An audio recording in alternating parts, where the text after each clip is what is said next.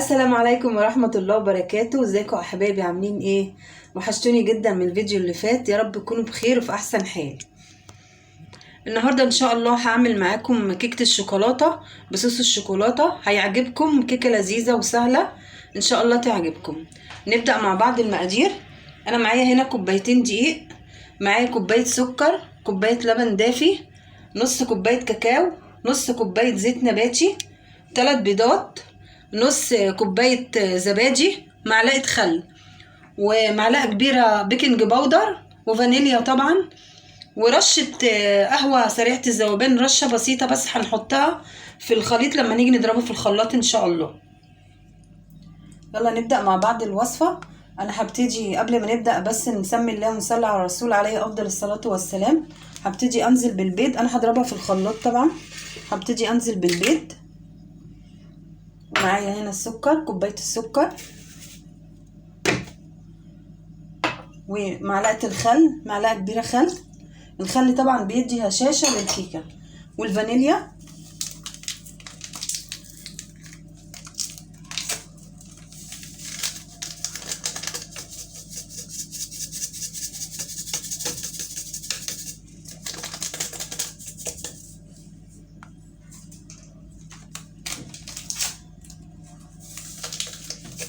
بس كده معلقة صغيرة فانيليا. هضربهم بقى في الخلاط وارجع لكم تاني. انا خلاص اهو ضربت البيض والسكر والفانيليا ومعلقه الخل، بس ما رضيتش اجيبها قدامكم عشان صوت الخلاط. هبتدي بقى انزل بكوبايه اللبن،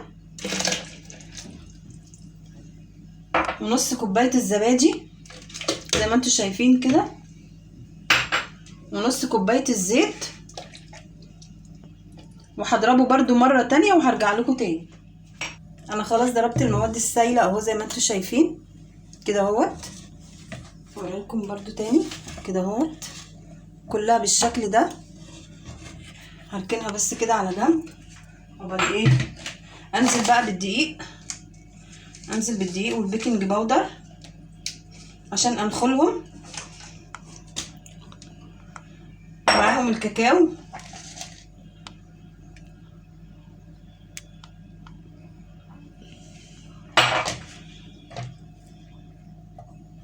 وانخلهم كده اهو مع بعض.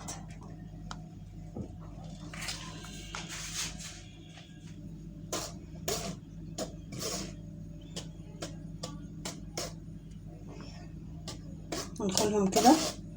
انا نخلتهم قبل كده مرتين. انا بنخلهم عشان الكيكه تبقى هشه، يدي هشاشه كده للكيك، ما يبقاش مكتوم. انا خلاص نخلت الدقيق زي ما انتم شايفين اهو خلاص، عشان يدي هشاشه للكيكه. وهنزل بقى برشه قهوه سريعه الذوبان، هتديها طعم ونكهه حلوه. انا حطيت رشه الملح طبعا وانا بنخل، وهقلبه كده تقليبه كله مع بعض، هيختلط مع بعض.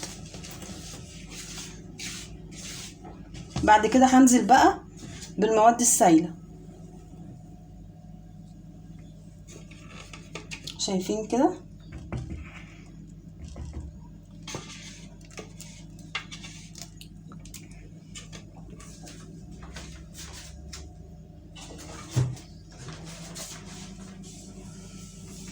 هقلبها كده، اجيب بس الويسك،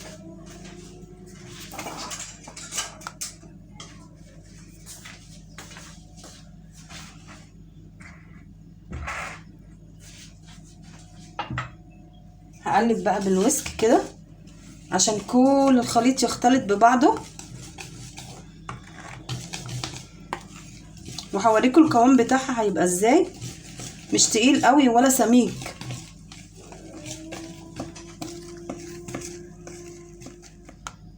كده خلاص الخليط جاهز عشان احطه في الصينيه. بس قبل ما احطه احب اقول حاجه. انا اتسالت في الصينيه بتاعه الفيديو بتاع الكيكه اللي فات.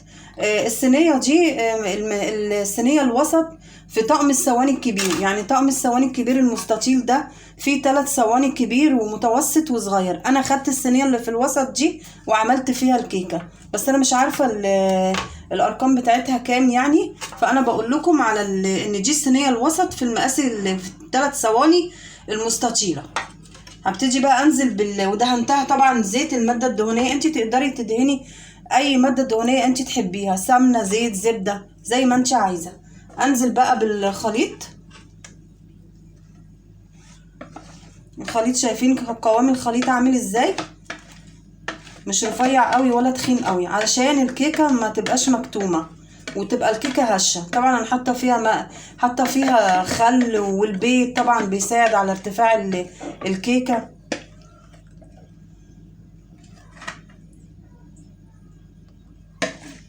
انا طبعا مولعه الفرن ومسخناه من قبل ما اعمل الكيكه على درجه حراره 180. الكيكه هتقعد قد ايه في الفرن؟ من 30 ل 35 دقيقه، طبعا على حسب فرن كل واحد. خلاص كده.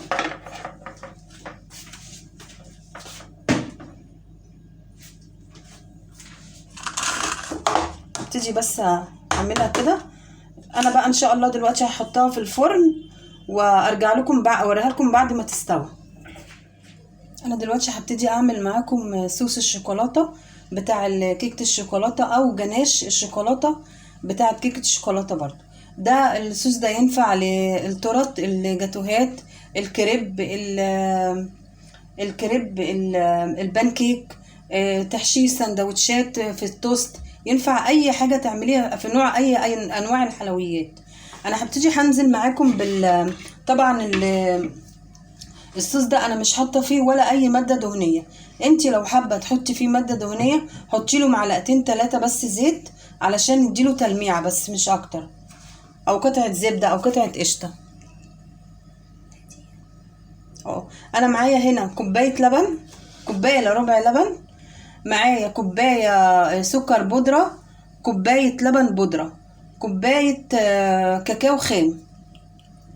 طبعا الكاكاو ده كاكاو اسباني، وكل ما يكون نوع الكاكاو وجودته كويسه ولبن البودره كويسه هديكي نتيجه كويسه في الاخر.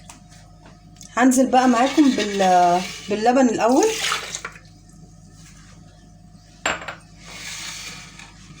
وسكر البودره،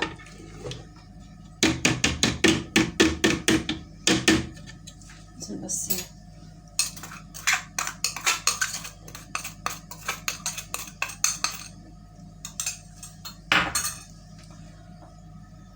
ولبن البودره والكاكاو. انا بس عشان صوت الخلاط ما يعملش ازعاج وكده هضربه في الخلاط وارجع لكم تاني اوريكم القوام بتاعه. انا خلاص اهو ضربت الصوص في الخلاط زي ما انتوا شايفين، بس طلع سمكه. شايفين السمك عامل ازاي؟ تخين شويه، سميك شويه. انا هبتدي هنزله بس معلقتين 3 لبن عشان اخففه بس شويه، عشان لما اجي احطه على الكيكه ما يبقاش سميك قوي.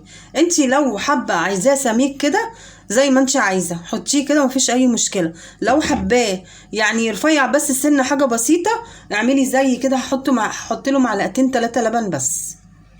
هحط اهو قدامكم اللبن واضربه تاني برضو في الخلاط وارجع لكم تاني. خلاص الكيكه طلعت من الفرن زي ما انتوا شايفين كده اهوت، والصوص خلاص خلصته. الكيكه سبتها بقى بتاع نص ساعه كده اهو تهدى خالص علشان احط عليها الصوص. وقبل كده هسقيها برضو بربع كوبايه لبن عشان تبقى طريه من جوه. دلوقتي انا هخرمها بس بالشوكه كده خرم بسيطه عشان اللبن يخش جواها ويشربها كلها زي ما انتوا شايفين كده.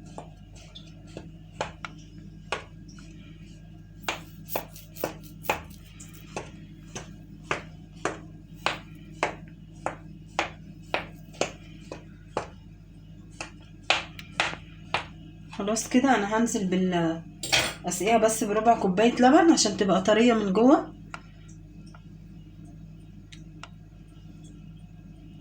كده اهو.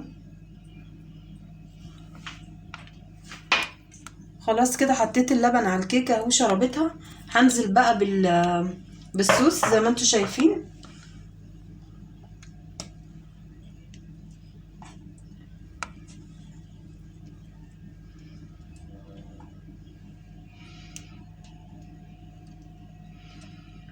هنزل بيه كده واوزعه بالاسباتيولا كده اهو.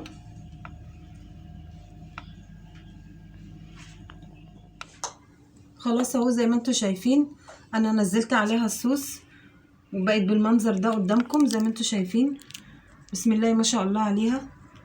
دلوقتي هبتدي بقى اقطعها معاكم.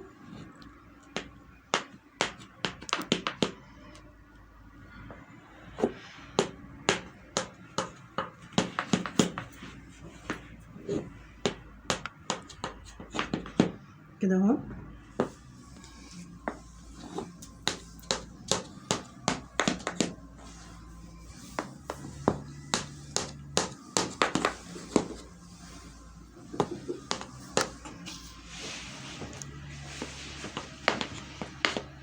كده اهو خلاص. نطلع حته بس كده من النص.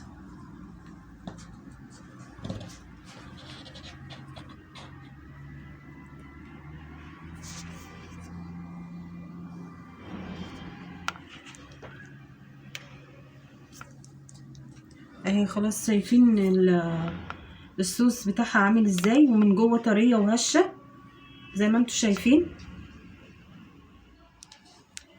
ده الشكل النهائي بتاعها زي ما انتوا شايفين. وشايفين الصوص نازل منها ازاي. تحفه بصراحه وطعمها تحفه. انا بس رشيت عليها شوكولاته مبشوره من فوق كشكل بس ديكور بس كده اهو. انت تقدري تحطي عليها اي حاجه انت حباها من فوق بس الشكل ده بيبقى افضل يعني. صراحه الكيكه تحفه وتعتبر جاتوه. تعتبر قطعه زي قطعه الجاتوه بالظبط. لو انت حابه مثلا تعمليها في مناسبات تعمليها بالليل مع اولادك وزوجك وانتوا قاعدين كده. في جالك مثلا ضيف او حاجه تقدري تعمليها بسرعه كده وتطلع جميله كده اهو وتقدميها لهم.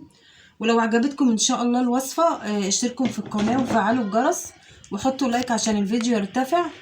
واشوفكم ان شاء الله في فيديو جديد ومع السلامه وفي حفظ الله.